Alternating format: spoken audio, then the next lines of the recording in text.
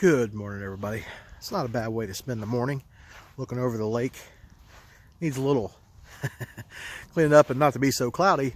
However, we did make it to Ohio, and I've got to go into Columbus today and do some training for work. So that's what we're fixing to go do. You know, it's been nice getting back, visiting with some family, but now that means back to real life and going back to work. So at least I know that view will be waiting for me when I get back.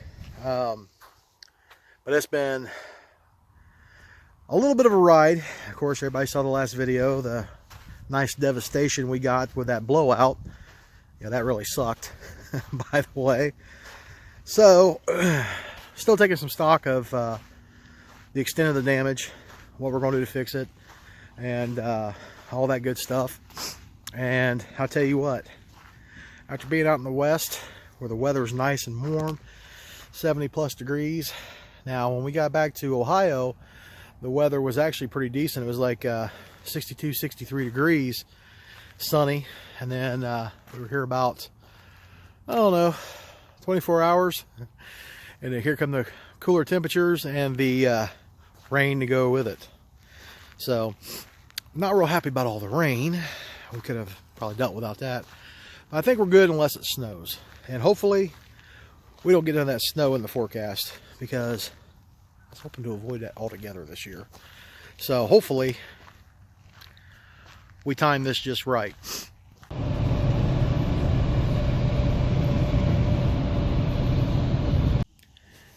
Yeah, the extent of the damage still sucks every time you look at it, but it could have been a lot worse. Like I said, granted, we're going to have to replace this piece of sheet metal all the way down through here. You can see the dent here, and of course the bumper, stuff like that. Main thing is we didn't tear anything up for the slides, so that's a very good thing. One good thing about getting back to Ohio this time of year is you get good campsites, because there's nobody else here. Nobody else wants to be out in the cold. So that's always a plus for going back to Ohio when it's not quite peak season. Get a little pick of good campsites. We're literally right across from the lake, the beach area. As you guys saw the little buoys out there. That's the no swim past those buoy zone. But yeah, it's been nice.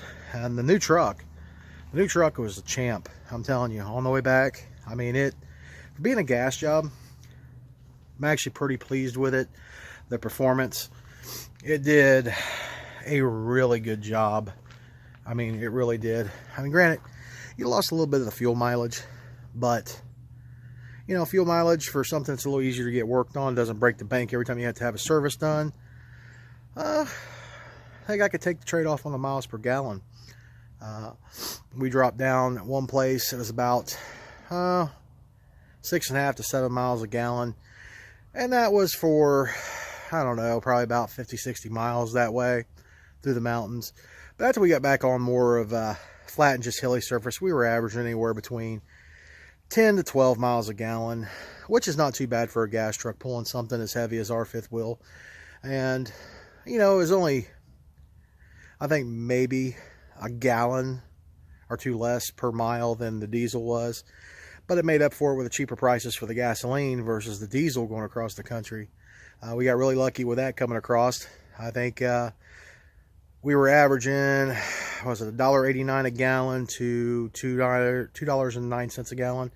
So not too awful bad. So, you know, people can say what they want about a gas truck. I've been pretty pleased with the Chevy, and I don't take this the wrong way, all my Ford fans out there, is I have always been, you know, more partial to a Chevrolet. That's just my preference.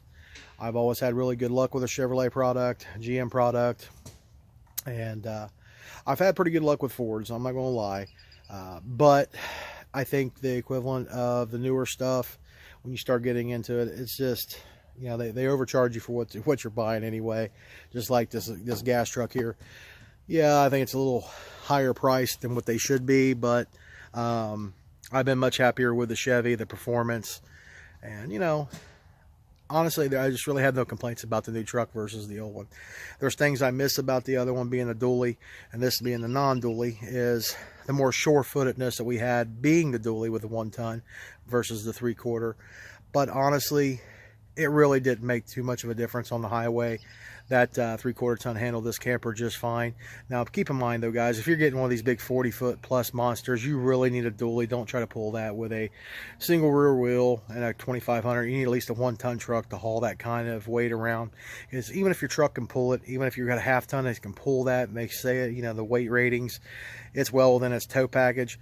Keep in mind, you still got to stop all that weight, and that's one thing that you really got to take into account when you are purchasing your truck to haul your tow rig. Because like I said, you don't want to be in a situation where you can't get that big sucker to stop. You know, because the only thing that camper's going to do is shove that little small truck right into traffic. You're not going to be able to stop. You're going to get yourself hurt and somebody else hurt.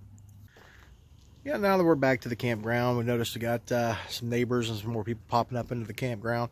It's kind of nice having it a little less crowded. The 1 or 2 campers in the area was, you know, just crowding up the place. No, I'm just kidding.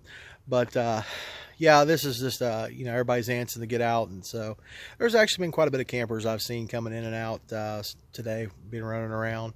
And so anyway, guys, I want to let you guys know we really appreciate you guys watching. We've noticed we've got a lot of new subscribers subscribing and tuning in, and we greatly appreciate you guys, and for everybody returning back to our videos to watch, and all the great wonderful comments we've got from you guys. We surely do appreciate you guys following along on our journey of our crazy little RV life, and it's been one hell of a ride, and definitely thankful to have you guys along with us on this journey.